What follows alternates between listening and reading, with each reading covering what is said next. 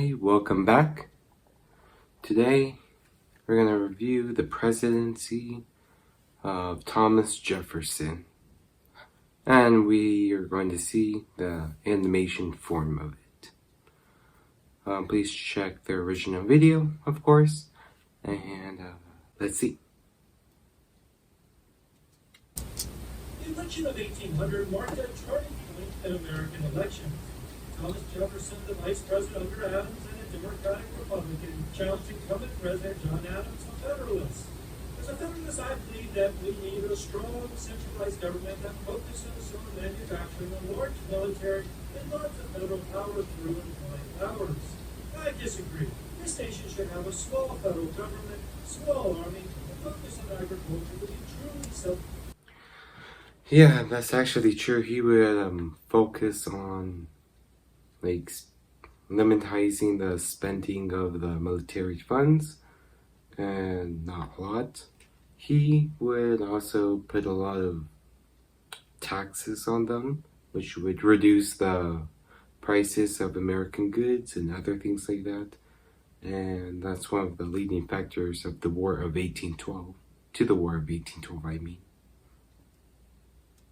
The Constitution should be viewed exactly how it is written, and without any implied powers, and no lower taxes. Yeah, I'm gonna have to go with Jefferson. The Electoral College was set up a bit differently in 1800 than present day. Jefferson and Aaron Burr both received 73 electoral votes, and Adams was third with 65 electoral votes. As a Federalist, both Jefferson and Burr had very different opinions from me. However, I really hated Aaron Burr, so I voted for Jefferson. Yeah, just keep a short story about Thomas Jefferson is that when he finished writing the Declaration of All Men's Rights, something like that, during the Revolution in France, when he returned, like in 1790 something, 1789 something, I forgot, he just came upon and just stumbled upon that he just became the Secretary of War, I think, and Alexander Hamilton, Secretary of State. So Thomas Jefferson became the third president of the United States. Jefferson was inaugurated on March 4, 1801. I wanted to get to work right away, but I had a problem. Adams tried to stack the court before leaving office. Luckily, I was able to block some of his appointments. One judge, William Marbury, wasn't too happy. So as Americans often do, he sued. The case Marbury versus Madison became one of the most influential cases of American history. It established judicial review. That wasn't the only influence I had on the courts. During my time as president, Congress passed the Seventh Circuit Act of 1807 and increased the number of Supreme Court justices from 6 to 7. And Congress also ratified the 12th Amendment to the Constitution in light of all the problems we had with the 1800 election. Keeping my campaign promises, I immediately got. Yeah, he did a lot of that. He really did. Yeah, it wasn't that much. Dismantling the Federalist government under Adams. Much to my dismay, I wanted to reduce the national debt and cut away the fat and military expenditures. Yeah, he imposed the Intercourse Act of something, the Embargo Act, another act, like 2 other acts. Yeah, something like that. And during this time, in the 1800s, a lot of the British were stealing a lot of American sailors during the the late 1800s, like 1807, 1808. Unfortunately, cutting the Navy was poorly thought out as pirates pillaged American ships off the Barbary coast. I told you so. It was barely a kerfuffle. I had it covered. Jefferson reinstated a small navy and sent it to the Barbary coast in what became known as the First Barbary War. The coastal government programs meant lower taxes, which proved quite popular among Americans. Go figure. During his presidency, despite wanting to limit the federal government, Jefferson made a series of big moves to expand the U.S. territories. I wanted the U.S. to be a nation of farmers, so I thought to buy New Orleans from France. Napoleon knew how his... Actually, it wasn't Thomas Jefferson who did that. It was actually James Madison. Actually, it was James Monroe. Because he got something hold up and feared about the Constitution, about going. And Napoleon wanted to make some money because France was in financial ruins. So, another one like Robert R. Livingston, or also known as Robert Livingston, both went to New Orleans to contribute and like offer like $22 million, I think, for New Orleans, but they got a whole new deal of New Orleans, the whole Louisiana territory, for $15 million, which is about like more than $45 million today.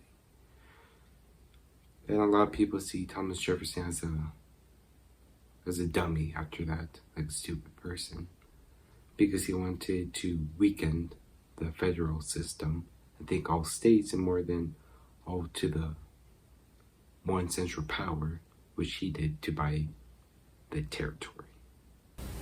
And over the war with Britain, offered instead Louisiana territory. What a bargain! The deal of the century!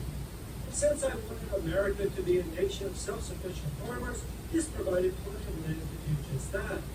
With his new land came the opportunity to expand and explore westward. The land was occupied mainly by a scattering of Native American tribes.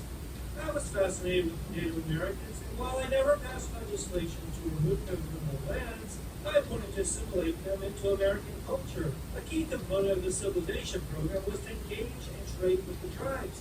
This was one of the main goals of the Tour of Discovery expedition, headed by Meriwether Lewis and William Clark. The other goals included finding the Northwest Passage to expedite trade with Asia.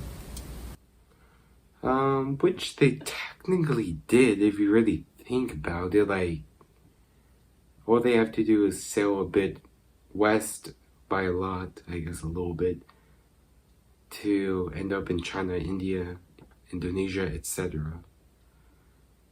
So, they're not that far off. And I think they discovered the Rocky Mountains of going north. I think shown in that map. And now down to Louisiana territory. I believe it to be one of the best accomplishments of my presidency. The Pacific Ocean has to be here somewhere. Like his predecessors, yeah, I think one of his worst mistakes, in my opinion, is the Embargo Act of 1807. Because it really hurted the American economy and not only cut off the line of Britain, but also made the expenses of American goods more expensive. Like, by a lot. So, it's not very surprising. Jefferson chose to run for a second term, this time with running mate George Clinton. I needed a safer option for VP if I wanted to secure a second term. Running against Federalist Charles Pinckney and Rufus King, Jefferson's opponents attacked him for his policies, his lack of religious faith, and his affair with one of his slaves, Sally Heming. Haters gonna hate. With my second term victory secured, I was free to continue my policies of shrinking the government. I even reached a budget surplus during my second term, which allowed Congress to pass legislation to build a national road.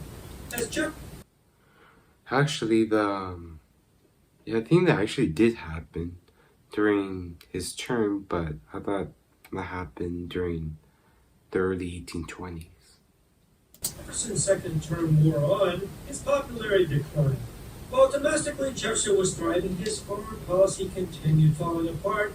Trade relations with Britain soured as they continually seized our shipping vessels. France, with whom we had been on good terms, started to be more aggressive in their trading negotiations. I also tried to buy Florida from Spain, using Napoleon as a broker.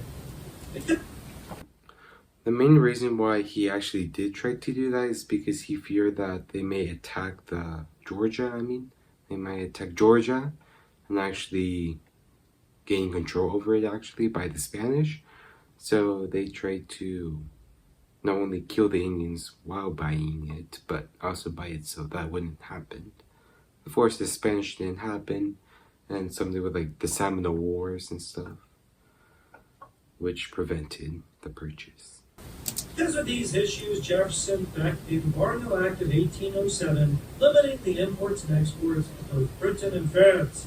That may have been a bad idea in hindsight.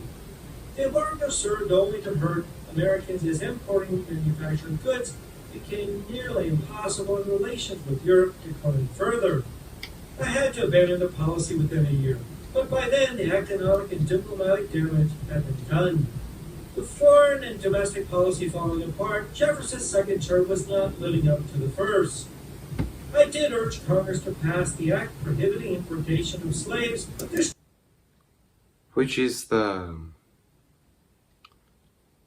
importation of slaves and carrying it from Africa to the United States. And later down the road, until like the 1850s, etc., something like that, they tried to reverse it and try to bring them back to Africa, but they wouldn't because they have ties with the American culture, Black American culture, I think. ending the international slave trade into the U.S. and offering harsh punishments to anyone that failed to comply.